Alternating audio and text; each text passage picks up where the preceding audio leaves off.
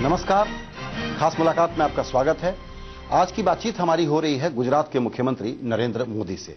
ऐसे वक्त में जब दुनिया और भारत मंदी के दौर से गुजर रहे हैं, सुरक्षा का एक दूसरा खतरा है। गुजरात उन राज्यों में है जहां तरक्की की रफ्तार देश के बाकी राज्यों की रफ्तार से अच्छी रही है, लेकिन क्या इस मंदी की मार का मुकाबला करने के लिए यह राज्य तैयार है? इसी पर बातचीत होगी। सर, आपने वक्त निकाला, बहुत बहुत धन्यवाद। धन्यवाद भैया। पहले तो एक शिकायत कर दूंगा आपसे। पिछली बार मैंने 5 सितंबर को आपको इंटरव्यू किया था। 7 सितंबर को आपने घोषणा की। मैंने कहा देखिए मेरा स्कूप आप छीन लेंगे। आपकी शिकायत वाजिब है। इसलिए इस इंटरव्यू में कुछ खबर मैं आज आपसे लेके जाऊं। जरूर कंसेशन थोड़ा आपको करना चाहिए। ये स्लोडाउन का पूरा दौर सबके लिए बहुत चिंता है और मुझे तो ये लगता है कि ये अगला 1 साल अभी और तकलीफ सामने आने वाली है सबके लिए। और किसी का दोष दें न दें, उसको छोड़ भी दें तो बिजनेस के लिए, इकोनॉमी के लिए, जॉब के लिए, प्रोग्रेस के लिए, ऐसे समय में जब हम बहुत अच्छी रफ्तार से चल रहे थे, गुजरात के कॉन्टेक्स्ट में आप इससे कोप अप करने की क्या तैयारी कर रहे हैं?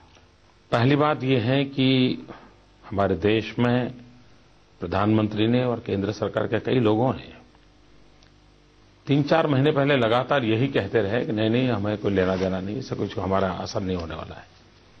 और उस समय I was the first person, उस समय मैं दिल्ली कॉन्फ्रेंस में आया था, तब मैंने कहा था कि हम मुंह मोड़ नहीं सकते हैं, ग्लोबलाइजेशन का एरा है और इसलिए हमारे देश के सब लोगों ने इस बात को स्वीकार करना होगा कि अंतर्राष्ट्रीय जगत में ये जो तूफान खड़ा हुआ है आर्थिक जीवन में, उसको हमने बारीकी से देखना पड़ेगा, हमने प्रोएक्टिव स्टैंड लेना पड़ेगा और हमने अपने रास्ते अपने तरीके से खोजने होंगे और ये सबने मिलकर के करना होगा। ये मैंने पहले दिन कहा था और मैंने एक चिंता जताई थी और वो चिंता बड़ी, जिस पर अभी भी ध्यान जितना चाहिए नहीं।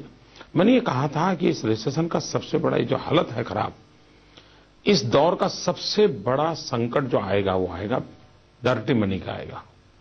अगर डर्टी मनी, माफियाओं के, टेररिस्टों के मनी, ये अगर मेन स्ट्रीम में आ जाते हैं, वही लोग अगर अपने इन रुपयों से 2-4 बैंक खरीद लेते हैं, फाइनेंशियल इंस्टीट्यूशन खरीद लेते हैं, तो दुनिया के अंदर क्या स्थिति लंबे अरसे तक पैदा होगी इसका अंदाज करना चाहिए। भारत में ऐसा कोई खतरा दिखता नहीं है, लेकिन आप देखते हैं ऐसा कुछ? देखिए, सवाल हिंदुस्तान या हिंदुस्तान के बाहर नहीं है।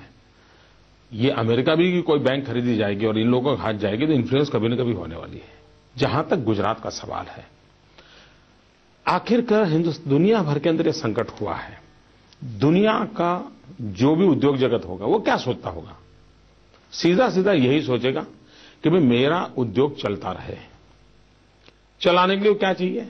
तो उसको कॉस्ट इफेक्टिव व्यवस्था चाहिए। क्यों ना हम दुनिया की इस स्थिति का फायदा उठाएं, हम उनको एक ऐसा एनवायरमेंट दें।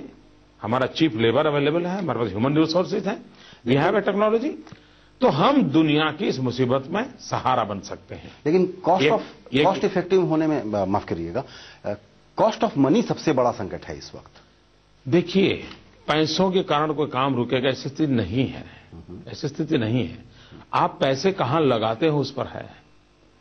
आप अगर टुकड़ों में पैसे बांटोगे तो परिणाम नहीं मिलेगा, लेकिन आप जैसे कैलेमिटी होती है तो किस प्रकार से काम करते हैं? फिर ऐसा नहीं कि 2 डॉक्टर से काम चलाते, 50 डॉक्टर भेज करके कैलेमिटी से शहर को बाहर निकाल देते हैं।